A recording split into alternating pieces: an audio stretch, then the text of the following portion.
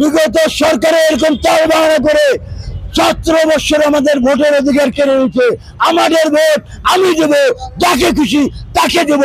আপনি এই চিন্তা করবেন না। আমাদের বাংলার জনগণ নিজের ভোট নিজে দিতে চায়।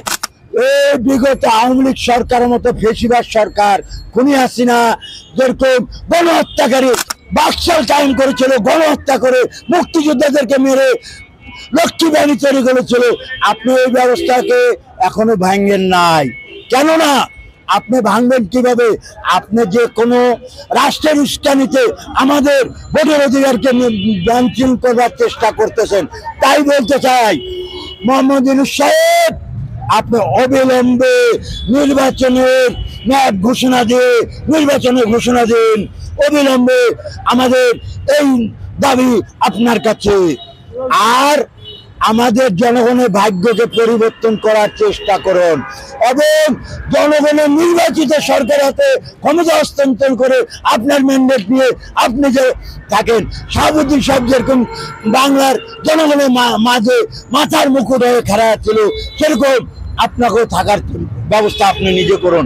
নাহলে আপনার ডাইনে বামে যারা উপদেষ্টা পরিষদে আছে তাদের কথায় পড়িয়েন না। আমাদের কিছু রাজনৈতিক দল কিছু উস্কানিমূলক বক্তব্য দেয়, তার ব্যাপারে কিছু বলতে চাই। আমাদের বাজারে বর্তমান যেরকম ভ্যাট বাড়া দিয়েছে 15%, যে কোনো জিনিসের উপরে ভ্যাট 15% বাড়াইছে। তা আমি এই অন্তর্বর্তী সরকারকে বলতে চাই, অবিলম্বে ভ্যাট ক্যান্সেল করে আপনি বাজারের ঊর্ধ্বগতিকে দাম কমানোর ব্যবস্থা করুন। আমরা জনগণের আওতার বাইরে চলে গেছে। যে কোনো বাজারে যে কোনো জিনিসের আমরা পণ্য কিনতে গেলে এখন 15% ভ্যাট দিতে হয়। কেন? আমরা কি এই জন্য এই যে 36 দিন জুলাই আন্দোলন করেছে বাজারের ঊর্ধ্বগতির জন্য, দেশে ভোটের অধিকারের জন্য, কথার অধিকারের জন্য, ভাতের অধিকারের জন্য, রাস্তাঘাটে চলার অধিকারের জন্য আমরা এখনো নিরাপত্তা পাই নাই। তাই বর্তমান অন্তর্বর্তী সরকারকে বলতে চাই, এবং তার প্রশাসনিক ব্যবস্থা সম্পূর্ণভাবে ব্যর্থতা কেন করতেছে, এখনো প্রশাসনিক ব্যবস্থা এখনো কেন করা হলো না? আমাদের উপরে এখনো যে এরকম আওয়ামী লীগ সরকার, ফ্যাসিস্ট সরকার, গণহত্যাকারী যেরকম প্রশাসনিক ব্যবহার করছে, এখনো সেই ব্যবহারে কেন আমরা লাঞ্ছিত?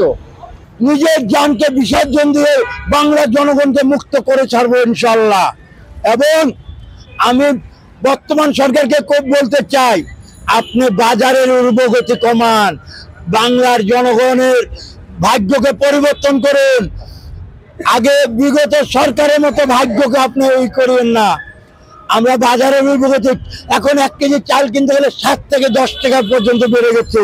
1 কেজি সয়াবিন তেলে 10 থেকে 15 টাকা বেড়েছে। 1 কেজি চিনিতে 10 থেকে 15 টাকা বেড়েছে। 1 কেজি পেঁয়াজে 10 থেকে 15 টাকা বেড়েছে। আপনি বাজারের ঊর্ধ্বগতি কমান এবং আওয়ামী লীগের সিন্ডিকেটকে ভেঙুন। আওয়ামী লীগের সিন্ডিকেট এখনো আপনি ভাঙতে পারেন নাই, তাহলে আপনাকে কিসের জন্য বসানো হয়েছে অন্তর্বর্তী সরকারকে?